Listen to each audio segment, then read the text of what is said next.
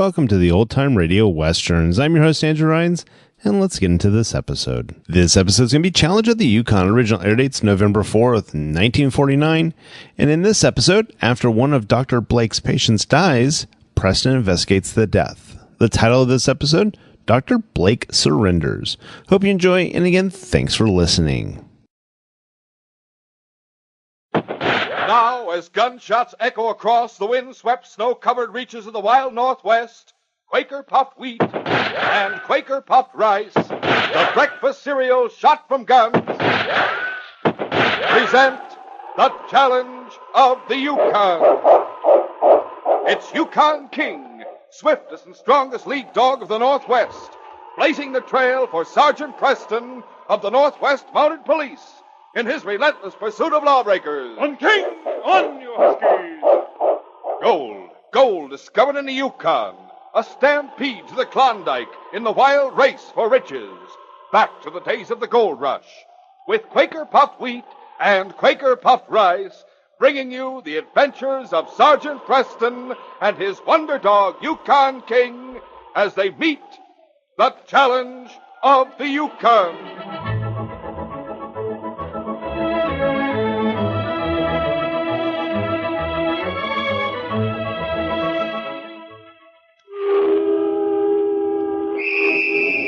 Look, Doc, you better hurry. You said it, Bugs Bunny. Today's the very last day. It's your last chance on this program to hear how to get 5. Yes, I said 5 pocket-sized Bugs Bunny comic books. All new, never before published. And all yours, if you hurry, for only 15 cents and one box top from Quaker puffed rice or Quaker puffed wheat. Stand by. Don't fail to hear the details later on.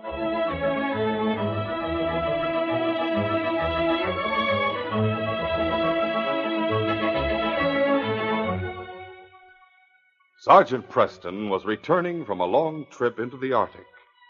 As he entered the town of Craig's Junction, he headed for the cabin of Dr. Drake, whom he had known for many years.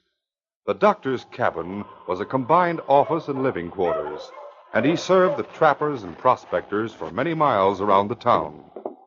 As the Mountie entered the cabin, the doctor's face lighted up with welcome. Well, Sergeant Preston, how are you? It's good to see you, Doc. And here's King. Come here, old fellow. He wouldn't stay outside. You're one of the few people King insists on seeing whenever we're nearby. He knows how much I like him, don't you, fellow? I think he remembers the time you fixed his paw when he cut it so badly. He's an intelligent animal. You'll stay for supper, won't you, Preston? Well, I'd like to, thanks. Fine.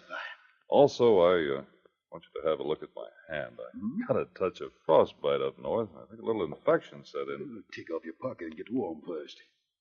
It's certainly a pleasure to have you around again. We've missed you. I'll be back on my usual patrol for a time now. Good. Sit down, Preston. Thanks. Anything new happened since I've been away? Well, not much. Guy Bingay dropped a log on his foot and smashed a couple of toes. Oh. And Bill Ardsley had another heart attack. It's a good thing for Bill he has you near him. He'd have been dead long ago if he hadn't. If I had as much money as Bill, I'd get out of the Yukon and go to a better climate. He told me he'd never trust another doctor. Very fond of you, Doc. Well, Bill's one of my best friends, as well as being a patient. He told me he's leaving you quite a fortune in his will. He said you're the only doctor in the world who would keep a man alive knowing he'd be rich if he let him die. Well, I've tried to persuade him to change that, Will. Not that I couldn't use the money, but I'm afraid his nephew Jack holds it against me. Jack doesn't deserve his uncle's entire fortune. No matter what he inherits, it'll be gone inside a year. Mm-hmm. Probably what Jack holds against you is the fact that you're the one that keeps his uncle alive. Jack and I don't get along very well. I've been quite stern with him lately. Huh? Half his uncle's trouble is caused by that boy. Well, let's have a look at your hand, Preston. It's this one. Let's see. Yes, you're right. It is infected. Hold it closer to the lamp. Sure. It's a good thing you came here tonight. That hand needs treatment. I think you'd better plan to stay with me for a day or so until it's better. I can do that. I'm ahead on my schedule. Come in. Doc, Yes? you come quick. Mr. Ardsley, him got heart attack. Him not got medicine. Well, I'll be right over, Dorak. Is Jack with him? No, him gone to Dawson. You come now? Just as soon as I get my bag. Let me go. Poor Bill. I'll have to hurry. Can't imagine why he ran out of medicine so quickly. Left him a full bottle just a week ago. I'll be back as soon as I can, Preston. And in the meantime, put 2 of these pills in that hot water and soak your hand. All right. I hope Bill's heart attack isn't too serious. Yes, so do I. I'll do what I can for him. Sergeant Preston was asleep by the time Dr. Blake returned to his cabin. And it wasn't until the next morning that he learned the outcome of Bill Ardsley's heart attack. The doctor told about it while he treated Preston's hand. Bill will be all right for a while again. The attack last night wasn't as bad as usual. If he had had his medicine, it wouldn't have been necessary to call me at all. What happened to his medicine? Jack knocked it off the shelf accidentally, and the bottle broke. Oh? Jack with him now? He's due back from Dawson sometime this morning. You going over to see Bill? I have some other calls first, but I'll drop in to see him later in the day. He'll be all right. When I left him last night, he was sleeping like a baby. Dorak will be with him this morning. Dorak? But he's the Indian who came after me last night. Oh. He works for Bill. Comes every morning. Well, maybe I'll run over and see Bill myself this morning. No, you'd better not be too active until your hand is better. A walk won't hurt me. King will want some exercise anyway. Later that morning, Sergeant Preston and King went to Bill Ardsley's cabin.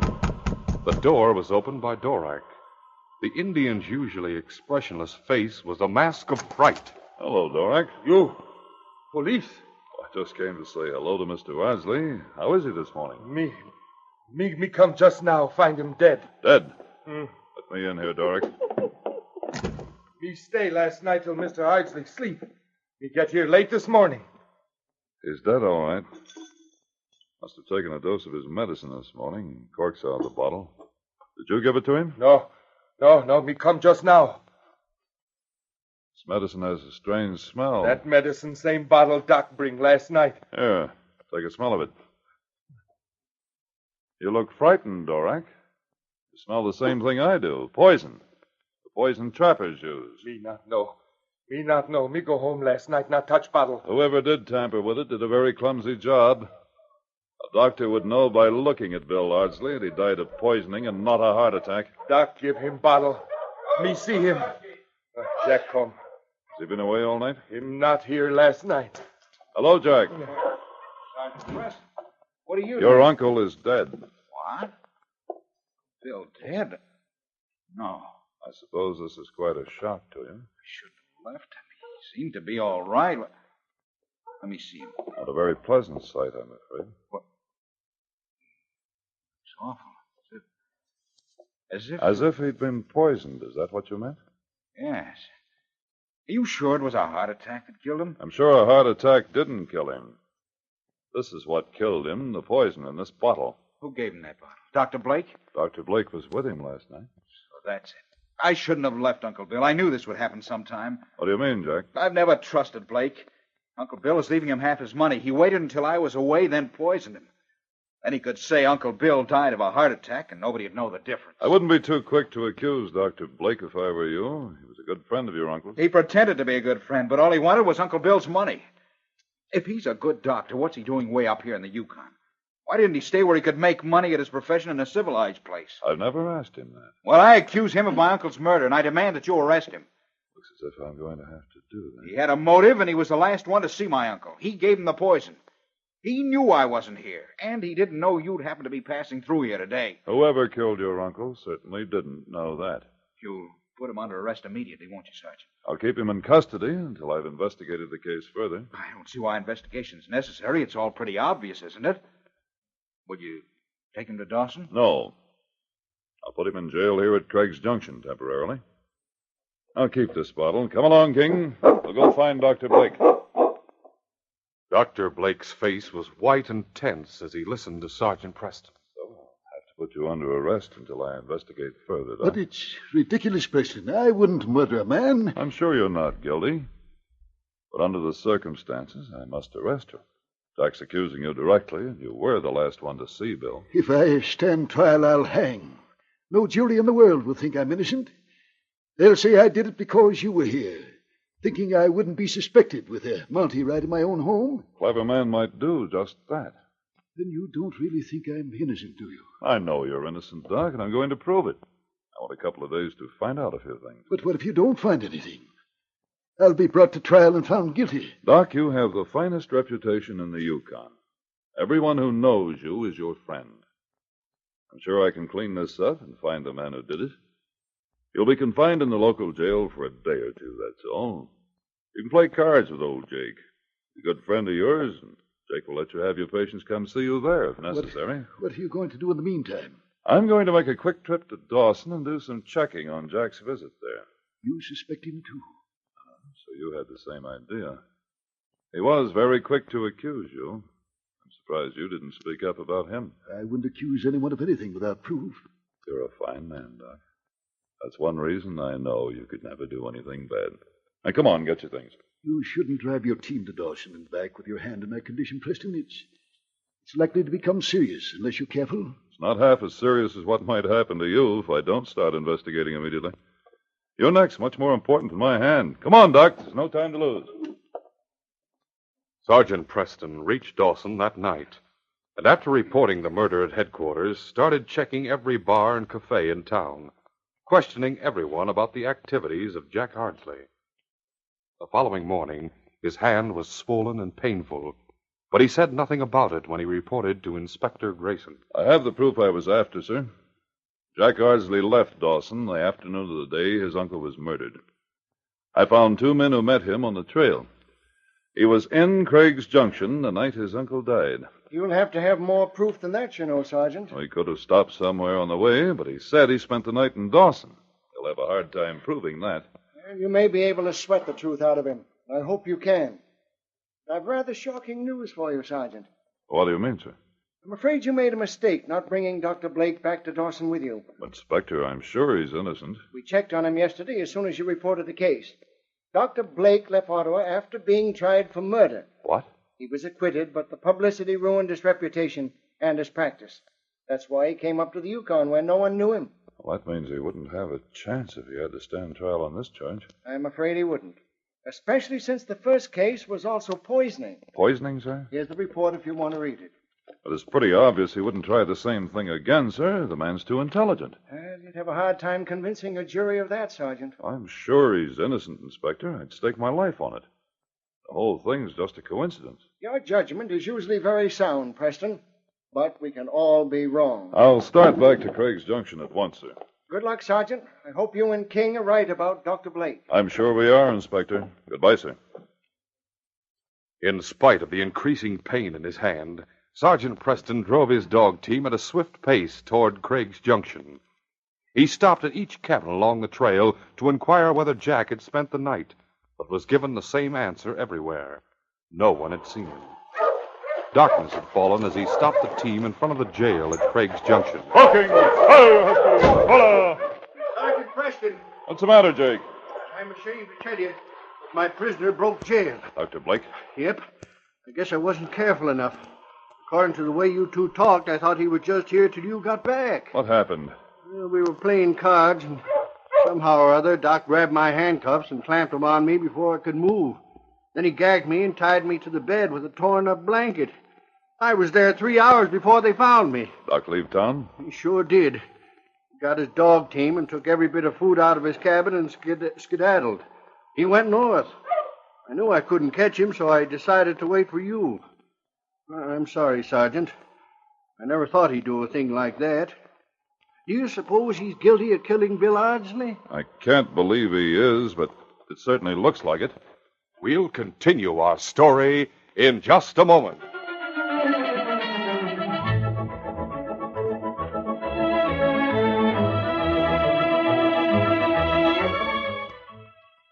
Attention, fellas and girls. Don't be left out. What's up, Doc? Today's the day, the very last day of the sensational radio offer made only by Quaker Puffed Wheat and Quaker Puffed Rice. The delicious, crisp, nourishing breakfast cereals shot from guns. It's absolutely your last chance, fellas and girls, to hear how to get 5, not 1, but 5 Bugs Bunny comic books. All yours if you hurry for only 15 cents and 1 box top from a package of Quaker puffed wheat or rice. Remember, you can't get these handy pocket-sized Bugs Bunny comic books anywhere else. They're all brand new. You've never seen or read them before. They're all different. all complete. Just think. 5 wonderful stories, 32 full-color pages in each book. Yes, 160 pages crammed full of fun, excitement, thrills, mystery, adventure. Wow, Doc, what an offer. For instance, just listen to the exciting books you get in Set C. Bugs Bunny's Secret Agent. Bugs Bunny Lost in the Frozen North. Bugs Bunny Fights the Man from Mars. Bugs Bunny and the Haunted Cave.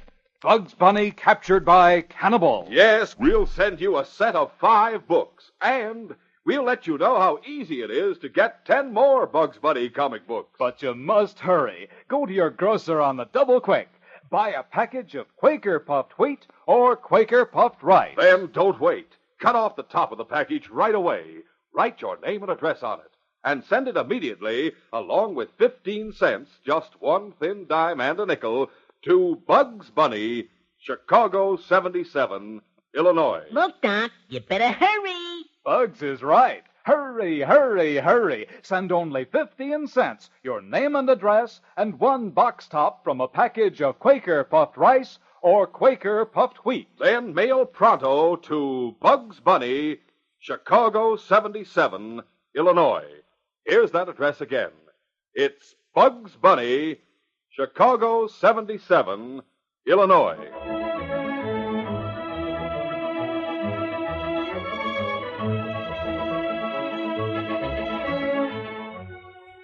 Now to continue our story. When Sergeant Preston returned to Craig's Junction, he learned that Dr. Blake had escaped from jail and left town. The sergeant's hand was so painful that he decided to follow the trail accompanied by Dorak, the Indian. You think King find trail? Of course. King knows Dr. Blake, and I made doubly sure by letting him smell the sweater that belonged to the doctor. There, King's got the scent. All right, boy, we're coming. On King! On, you husky! Dr. Blake's team was a strong and powerful one, and the trail led due north into the mountains. Sergeant Preston's hand throbbed painfully under its heavy mitten, but he plodded on as fast as he could. King's strong muscles bulged under the harness as he led the dog team up the mountain. The following day, the trail grew narrow and treacherous as they ascended, and a steep precipice bordered one side of it. Dorak guided the sled carefully. Sergeant Preston plodded wearily behind him, his teeth clenched to keep back the moan of pain that welled up inside him. His hand felt as if it were on fire, and it took all of his self-control to keep from falling. Suddenly, the sled gave a sickening lurch. Dorak, clinging to the handlebars, was almost thrown off balance, but he held on. What happened, Dorak? What's wrong? Strap break. Sled almost go over side of cliff. Oh, if I could only use my hand. You think you can fix it? Me fix. Well, be careful. Trail's narrow, and it doesn't look too solid near the edge there. Me fix. Dorak edged along the trail on the outside of the sled cautiously. But suddenly his foot slipped on a loose rock. With a cry of terror, he grabbed for the sled, but missed and went rolling over the edge. Dorak! Dorak! Grasping the handlebars of the sled with his good hand, the Mountie leaned over the edge of the trail. Sergeant! He saw the figure of the Indian on a ledge about 10 feet below. Dorak, you hurt? Not able to move leg. I'll throw a rope down to you. Here it is. Tie one end of the sled. There it is, Dorak. Can you hang on to it? What's wrong? Can't you move? Shoulder hurt, too. He can't move. You have to move, Dorak. Can't you tie the end of the rope around your waist? I'll try and fix the harness, and the team can pull you up. No. No can do. Got to get help. I can't get down to you. I'll lower a blanket. Try to cover yourself. Lying on his stomach, Sergeant Preston lowered a fur robe over the edge of the trail. It dropped on the figure of Dorak, who lay very still. Then the Mountie stepped carefully along the inside of the trail toward King, who stood in harness at the head of the team. I guess it's up to you, boy. Hope I can get you out of that harness with one hand. There, you're free. Now, hold on, fella. It's going to take me a while to write a note with my left hand. The Mountie slowly printed a message. His brain reeled, and the throbbing pain in his hand grew worse. But at last it was ready, and King waited while he fastened the note to his collar. There you are, boy. From here on, it's up to you. I hope we're not wrong about Dr. Blake. Take it to Dr. Blake, King. Find Blake. Find him. On, King! The great dog seemed to know that once again his master's life depended on his speed and strength. Free of the burden of the heavy sled, he sped rapidly up the mountain trail. Darkness found him still running, but now the trail was on the downward slope, and the scent of Dr. Blake was strong in his nostrils as he raced toward a campfire built in the shelter of some rocks. Dr. Blake leaped to his feet, his gun in his hand, as the dog ran toward him, but he let the weapon fall back in its holster as he recognized King in the light of the fire. Where did you come from? Preston must be coming. Frantically, the big dog barked and whined, pawing the man, trying to tell Dr. Blake to come with him. Is something wrong, King? Is Preston in trouble? Just a minute. Is that a note on your collar? Hold still, King. Wait a minute, fella. Well, this fire isn't too bright. There, now I can see. So your master is in trouble. He's asking me to come back to him. But if I do, I'll hang. When Sergeant Preston opened his eyes, he found himself in a small, dimly lighted cabin. He lay for a moment, trying to remember where he was. And then the figure of Dr. Blake bent over him, and the events of the night before flooded into his memory. You awake, Preston? Yes. How'd you do it, Doc? You mean what we went through last night? Getting Doric up the side of the cliff was something I'll never forget. It was a good thing we had a moon to work by. You passed out with exhaustion. And you didn't leave again. You're still here. Doric's asleep. I worked over him all night. How's your hand? Pained a little. You're lucky I didn't have to amputate. You're a strong man, Sergeant. So is Doric. You're both fortunate to be alive. We wouldn't be if it hadn't been for you. I knew you'd come back. I'm going back with you, Preston. Even though I know it's useless. They'll never believe I didn't kill Bill Ardsley. I'll hang for it. No jury will convict you when they hear how you saved Doric and me. Juries are funny. You're referring to the jury in Ottawa. You know about that? Yes. You were acquitted, Doc. Yes. But there was plenty of circumstantial evidence against me. It was just a case of whether the jury believed me or the evidence. But if I'm placed on trial for another murder, I won't have a chance. I'll hang, I know it. No. You know hang, Doc. Doric, you awake? Are you all right? Yeah, me all right. You saved Doric's life. He saved both our lives, Doric, when he could have saved his own. Doc not die. Him not kill Ardsley. What do you mean, Doric? Me know Doc not put poison in bottle. What? Jack Ardsley, him do it. What? Doric? Me get poison for him. Doric, I must warn you, anything you say may be used against you, but if you can give me proof... Me see Jack come home last night. Him put poison in bottle. Go away again. Why didn't you tell this sooner, Doric, before Preston arrested me? Me afraid. Jack say him give me money if me not tell. Him say if me tell, him tell law Doric help him. Then me hang too. But me not let Doc die. When him come back and save me. The jury will believe you, Doric. Me tell everything. Thank you, Doric. It's the only thing that will save me. Do not worry, Doc. Sergeant Preston, if me tell law about Jack Ardsley, then me hang. I can't make any promises, Doric. It not matter. Me not want Doc to hang. I'll get back to Craig's Junction as soon as possible, and then I'll pick up Jack Ardsley. You won't be able to use your hand for a while, Preston. I won't need this hand to arrest a murderer. Doc, how'd you know about this cabin? One of my patients lived here. I know these mountains like the palm of my hand. How soon shall we start for Craig's Junction? As soon as we can safely move Doric. 3 days later, Sergeant Preston went to Jack Ardsley's cabin with King at his side. Sarge, did you catch Blake? Yes, Dr. Blake came back with me. Did King trail him? King found him, all right. Mind if I step in? No, of course not. Wait here, King. What's the matter with your arm, Sergeant Preston? You're carrying it in a sling. Oh, nothing much. I can't use it for a while. Jack, I have bad news for you. Bad news? What do you mean? I'm arresting you in the name of the Queen for the murder of your uncle. You're out of your mind. You have no proof. Blake did it. He broke jail, didn't he? I have all the proof I need. I found out that you came back here the night your uncle was murdered instead of staying in Dawson. Doric told everything. Doric? Why, that dirt...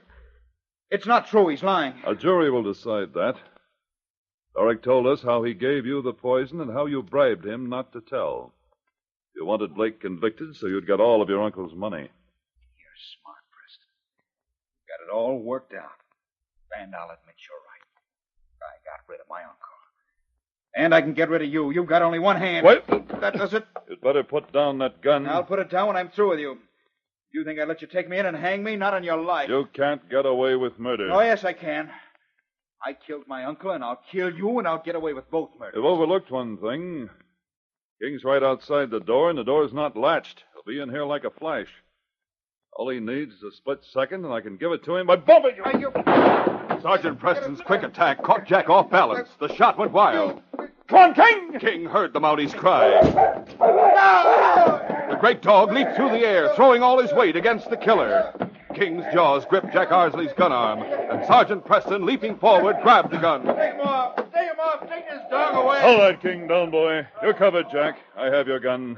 Dog! Yes, you forgot about him, didn't you? Now come along and remember, King will be watching you. Yes, old fellow, you more than make up for an injured hand. Thanks to you, this case is closed.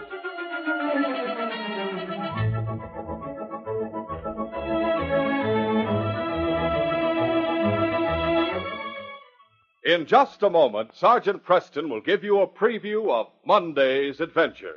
Look, Doc, you better hurry. And Bugs Bunny does mean hurry. This is the last call, the very last time for all time that we can tell you on this program how to get your 5 Bugs Bunny comic books.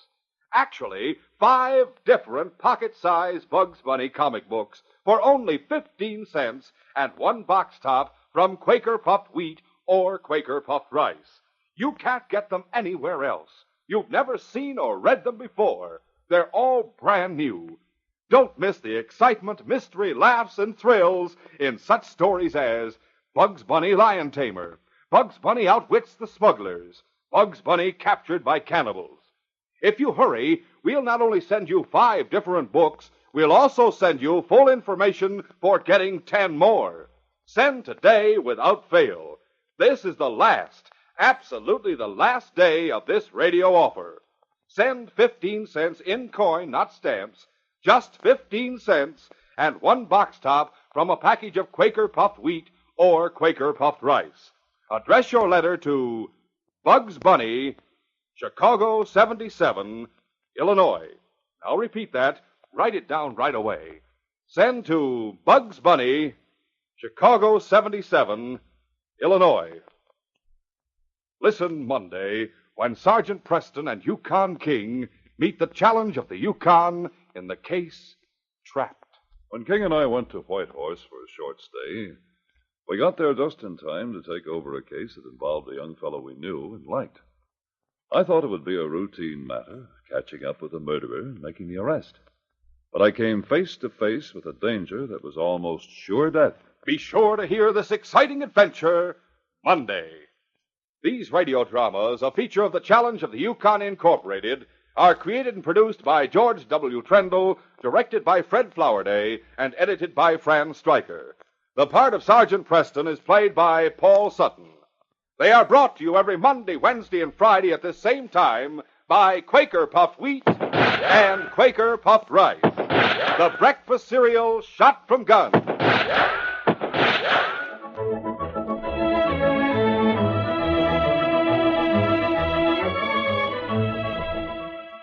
This is J. Michael wishing you goodbye, good luck, and good health from Quaker Puffed Wheat and Quaker Puffed Rice. So long. This is ABC, the American Broadcasting Company.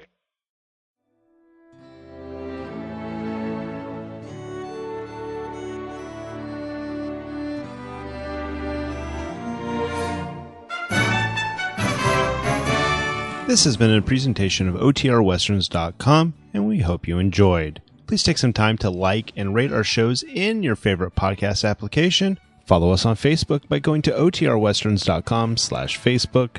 Join in the conversation by going to OTRWesterns.com/Discord. And don't forget to send us an email, podcast@OTRWesterns.com. This episode is copyright under the attribution, non-commercial, share alike copyright. For more information, go to OTRWesterns.com/copyright. Have a great day, and again, thanks for listening.